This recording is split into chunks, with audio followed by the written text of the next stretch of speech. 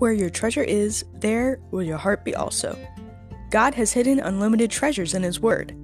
Every time we open it, we can discover a new treasure, or admire an old one. What will we find today? Let's dig in. Here's Carla Early with Treasure Hunt in the Word.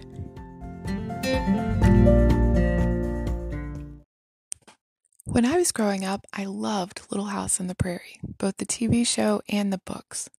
So of course I wanted my kids to love it too.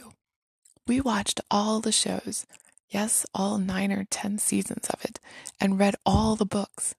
Did you know that the biggest book Laura Ingalls wrote was actually about her husband growing up on a farm in New York?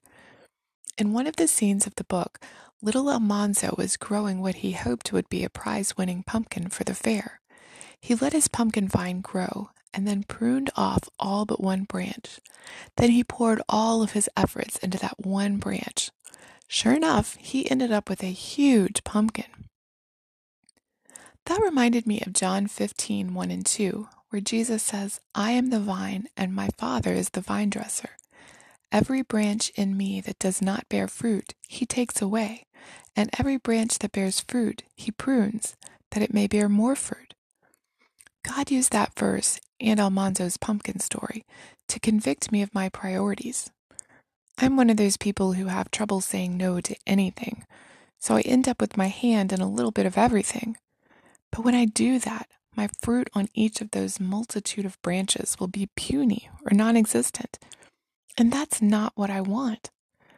I needed to be more choosy about what I say yes to, or I'll be busy all the time with very little to show for it.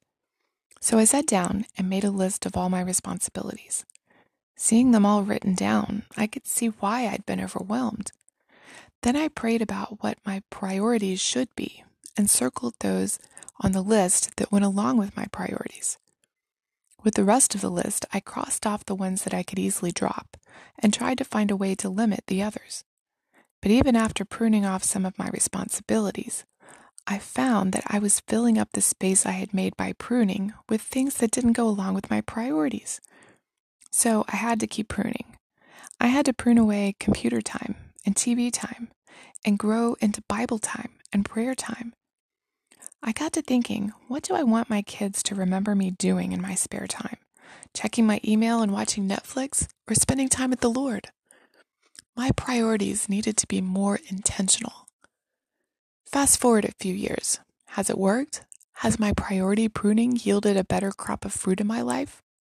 I'd say yes. I've definitely grown in the fruits of the Spirit, and I'm more sensitive to God's leading when opportunities to participate in things come up. Yes, I've had to say no to some really good things, but I've been able to focus on things that are important to me, like my children, God's Word, this podcast, and BSF. But there are still things that need to be pruned. I'll always be in a work in progress, and I imagine that's true for you as well. But God is working on us to conform us to His image, and when we get to heaven, we'll see how beautiful that will be. You can contact us at treasurehuntintheword@gmail.com. Also, if you'd like to share a treasure God has given you by doing an episode, please contact us.